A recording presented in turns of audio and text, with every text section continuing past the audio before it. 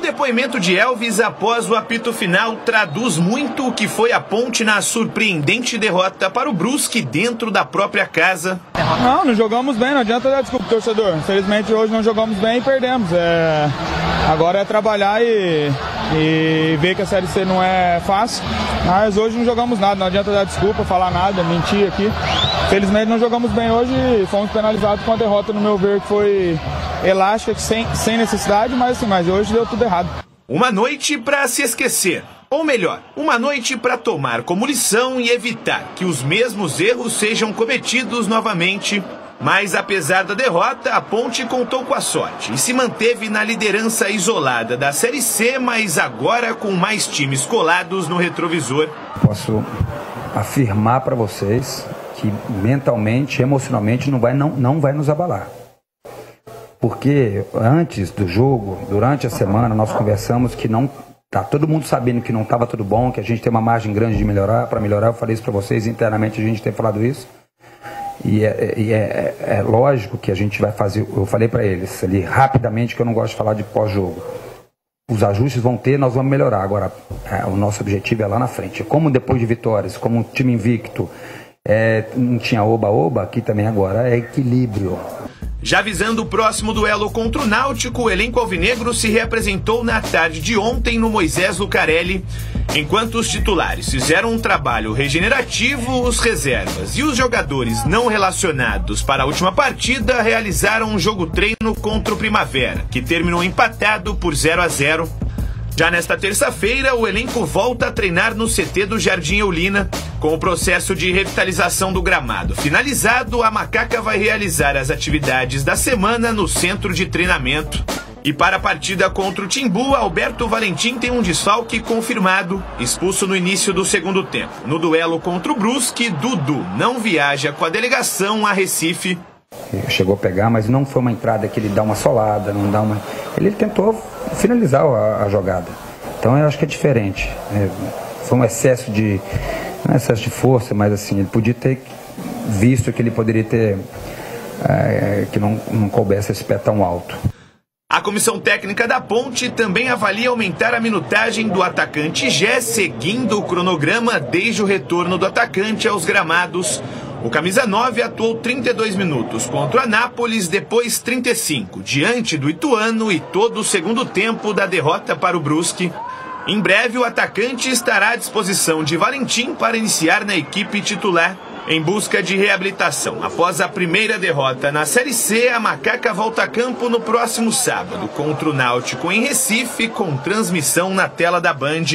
Mental forte, preparar para a próxima partida contra o Náutico e saber que não é fácil, que não tem nada a ganhar, que a gente está só começando. Bom, o Gé vem nesse escalonamento que acho extremamente inteligente, né? Até porque, como falava lá o meu avô, né? Cachorro mordido de cobra tem medo até de linguiça.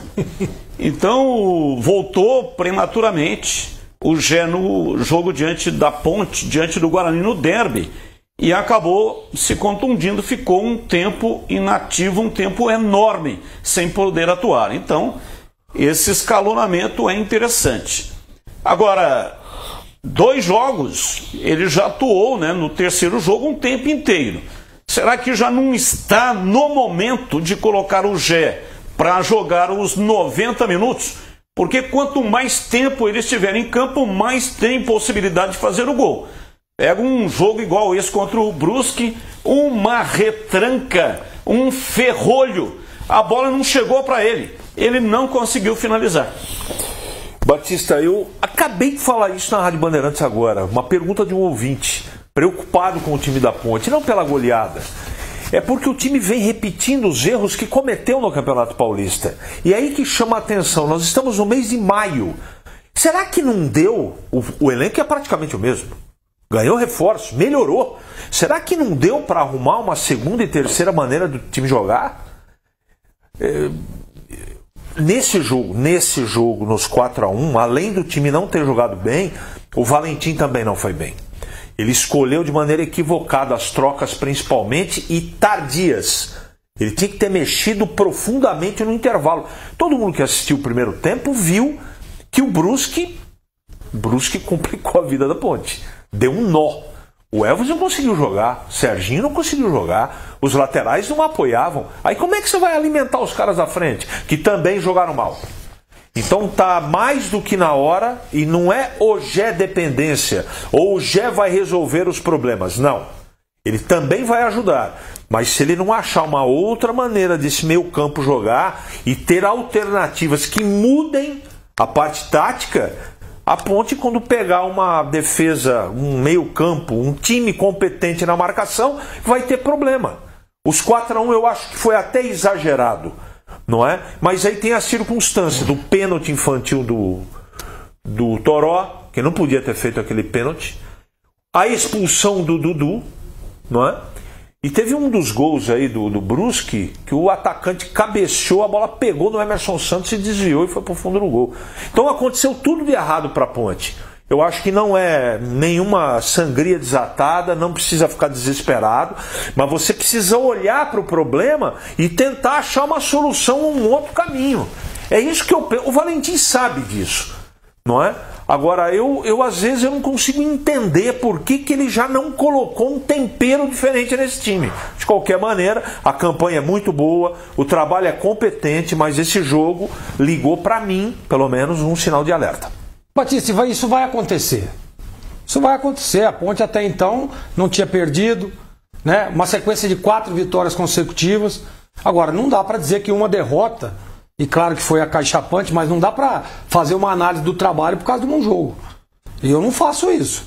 Eu acho que a Ponte, na minha opinião, ela teve, confiança demais. E aí, quando você tem confiança demais, você baixa o nível de concentração. Foi isso que aconteceu. Foi isso. Vou pegar o Brusque em casa, 4 vitórias seguidas, o time tá jogando, tá crescendo, tá legal. E aí vem isso. Não adianta, isso acontece. Isso acontece com qualquer time. E pra mim foi isso que aconteceu.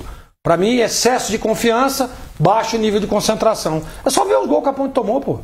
É só ver os gols que a Ponte tomou. E o Alberto fala isso, né? Que ele foi durante toda a semana falando. Só que aí, meu amigo, chega lá na hora é difícil. Né? A hora que tem a expulsão do Dudu, tava 1-0 ainda, né? Logo depois da expulsão já toma o segundo gol. E aí, meu amigo, aí não tem jeito. Então, pra mim, a minha análise é diferente. A minha análise foi um tropeço, né, diante de um bom trabalho, que não tenha dúvida. 4 vitórias seguidas. 4. Né? Líder da competição. Vai acontecer isso. Vai pegar um time retrancado, um time fechado, competente. Nós falamos isso durante toda a semana. Pô, o Brusque tinha tomado poucos gols. Né? Um time que... Então, assim, olha pra você ver. Tinha tomado 1 e tinha marcado 2. Exatamente. Então, pra mim, o único erro que cometeu a Ponte Preta, e aí eu falo num contexto geral, e coloco também a comissão técnica, é que a confiança estava acima do nível de concentração. Aí, meu amigo, não tem jeito. O que aconteceu nesse jogo aí, não sei se vocês vão se lembrar, foi um jogo, acho que contra o América Mineiro do Palmeiras. O Palmeiras precisava ganhar o jogo e tomar um gol. E aí até uma foto que acabou rodando aí na internet, que o Abel Ferreira faz isso para os jogadores, para usar concentração, a mente, para não se desorganizar. Porque o que aconteceu com a Ponte? Tomou o gol, um pênalti realmente besta, e aí se desorganizou no sentido de correr atrás para tentar empatar e para tentar virar, porque estava jogando em casa e tinha que dar uma satisfação para a torcida. Então esse é o grande problema. Não podia ter se desorganizado. O gol aconteceria naturalmente. Ia acontecer. Porque a Ponte tinha condições e tinha time, e tem time. O time da Ponte é superior ao Brusque. E tinha time para conseguir empatar e conseguir virar. Aliás, estava despejando potência no momento da expulsão aí do Dudu. A Ponte tinha condições de virar esse jogo. Só que se desorganizou no sentido de tentar o mais rápido possível empatar. O futebol não acontece assim. Não é desse jeito. E talvez faltou isso para o Alberto Valentim. O que aconteceu lá com o Abel Ferreira com o Palmeiras. Ele conseguiu passar a tranquilidade. Olha, nós treinamos de uma maneira, vamos continuar. Não é porque expulsou um jogador que o time vai se desorganizar para tentar encontrar o gol a qualquer custo. O gol não acontecerá a qualquer custo. É aquilo que foi treinado, é aquilo que foi praticado. E também tem um outro detalhe com relação à questão aí da organização. Vocês se lembram, eu estava falando a Ponte ganhando, e eu falando a Ponte não está fazendo 2 tempos da mesma maneira. Primeiro tempo vai muito mal, e aí no segundo tempo o time se organiza. Então o time do segundo tempo, depois das modificações, é superior ao time do primeiro tempo. E aí eu perguntei para vocês, por que o Alberto Valentim então não usa o time do segundo tempo? E aí, tanto você, CH, quanto o Gleger, contra o Tigrão, não, é assim mesmo, tem que jogar com esse time no primeiro tempo. Eu falei, vai ter uma hora que vai tomar um gol e não vai conseguir reverter a situação no segundo tempo. Aí aconteceu contra o Brusque. O futebol, para mim, pelo menos, não se resume a colocar um centroavante lá e jogar bola para ele ter que resolver o jogo. Existe uma complexidade no jogo muito maior do que essa simplicidade. Ó, coloca o G lá que resolve. Eu não estou falando disso. Eu não estou falando do trabalho, eu estou falando da partida contra o Brusque.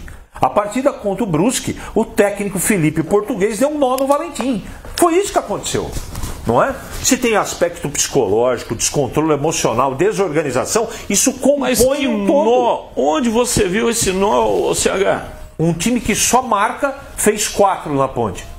Eu não consigo enxergar esse nó tático. Deu um nó. Mas como? Que nó? A Ponte conseguiu jogar. A Ponte todo desorganizado, partiu pra cima pra tentar fazer o gol. Aí no contra-ataque não é com os gols. A Ponte jogou. Eu acho que a gente está fazendo uma tempestade num copo d'água. Que nó, mas onde? Eu não estou fazendo tempestade nenhuma. Eu analiso o que foi apresentado. O time de 6 vitórias foi péssimo. De 6 jogos. Ganha 4. Ganha 4 jogos. Tomou 4 gols em casa. Nós não podemos normalizar isso, Greg. Mas vai tomar, gente. Então quer dizer que não tem outro time jogando? 4 com um time diante da organização. Tem que ver as circunstâncias que o time tomou 4. Diante da circunstância, tomaria até 5. Não tomou 4 com as mãos na cintura, não tomou 4 andando em campo. Se abriu com um jogador a menos, tomou foi pra 4 cima. Porque o time se desorganizou. Eu também acho. O Brusque deu um nó, mas que nó! A Ponte se desorganizou, foi pra cima e com jogadores de velocidade, inclusive teve um golaço. Vou tentar fazer você entender o que eu tô colocando. O nó é o seguinte, quando você tem uma dificuldade no jogo, o que o treinador tem que fazer? Trazer a solução. E ele trouxe a solução equivocada. O time não melhorou no segundo tempo. Você acha que melhorou? Eu acho que não. Mas ele cansou de fazer isso. Nas 4 vitórias seguidas. Você não falou isso, mas nas 4 vitórias seguidas ele fez a mesma coisa. Mas ninguém, o Batista... Ele fez a mesma coisa e ganhou 4 seguidas. Eu não estou falando do trabalho dele, eu estou falando do jogo contra o Brusque. Mas eu estou falando do jogo contra o Brusque. Olha como que o jogo aconteceu, CH. Olha só como que aconteceu a goleada. Não aconteceu com os jogadores com a mão na cintura, andando em campo. Aconteceu porque o time se desorganizou. Foi pra cima atabalhoadamente para tentar empatar o jogo e virar. Tá bom. E aí o Brusque pegou no contra-ataque, matou o time da Ponte. Inclusive teve um golaço e um gol que você observou bem, que o cara cabeceou, a bola bateu no Emerson e matou o goleiro. Então foi assim que a goleada aconteceu. As circunstâncias todas que você está colocando, eu não estou discordando de você. Eu só não posso fechar meus olhos para a parte tática que eu acho que não funcionou nesse jogo. Só isso. Eu não estou falando do trabalho dele. Eu não estou falando da competência do Valentim. Nesse jogo aqui, todos os remédios que ele trouxe para o problema da Ponte não funcionaram. A execução, o plano mental... O desespero, a desorganização, tudo isso faz parte do trabalho dele. Ou é trabalho nosso? Não, é dele. Ele tem que organizar o time. Então nesse jogo não foi bem. Nos outros foi? É líder do campeonato. Dá para discutir? Claro que não. Mas nesse jogo dá para discutir. Mas eu acho que algumas situações, primeiro não permitiram, né, esse tipo de evolução que tem tido aí nos últimos jogos. Por exemplo, o pênalti. Pô, como é que o atacante sai lá e vai fazer um pênalti infantil da forma que fez? Não pode fazer. Não pode fazer. Segundo, o lance... Não tem nada a ver com o treinador. Nada a ver. E nem com a tática do jogo. O treinador, como é que o treinador... Ele falou ainda que o Dudu exagerou.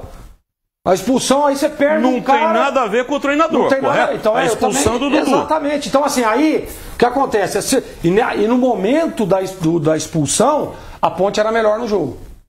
No momento da expulsão, empatar o jogo. Era melhor no jogo. Pique de empatar. A Ponte era melhor no jogo naquele momento. A Ponte ia empatar o jogo. Você tem então, esse poder de poder fazer essa previsão. Não, estou dizendo que comparando né? o desenho dos dois times. O desenho era também, eu também acho. Meu Deus. Eu também acho. Agora, eu não vou, Batista, desculpa.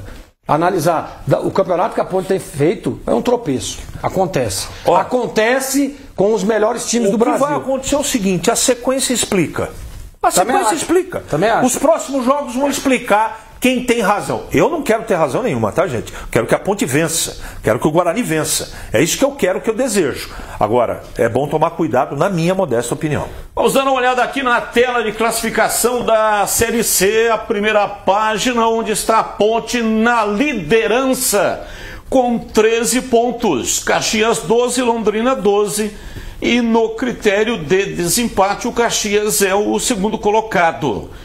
Brusque 11, Maringá 11, São Bernardo 11, Ituano 10, CSA 9.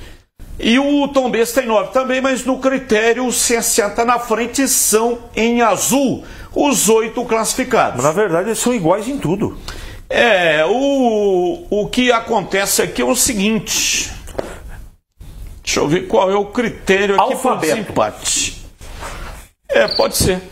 Porque o Tombense é T, né? Não sei se tem isso. E o CSA no regulamento. Com C. Não sei se tem isso no regulamento. Não sei qual é o critério depois que empata em tudo. Impressionante, hein?